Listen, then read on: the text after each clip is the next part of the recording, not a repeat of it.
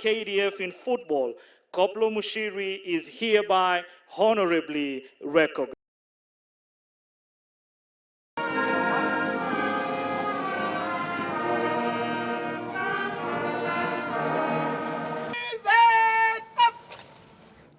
The government has fast-tracked the acquisition and modernization of defense systems, improved mobility platforms, and strengthened cyber and intelligence capabilities. The battlefield is changing rapidly, and Kenya must always remain a step ahead of emerging threats. Fourth, we are reinforcing psychological and spiritual support. Mission readiness demands inner peace and strength as much as physical endurance.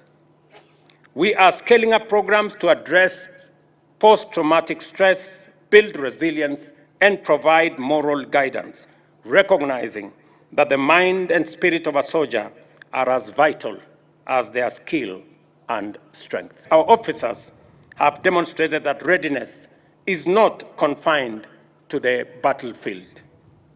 It also extends to every sphere where the safety and dignity of Kenyans are at stake.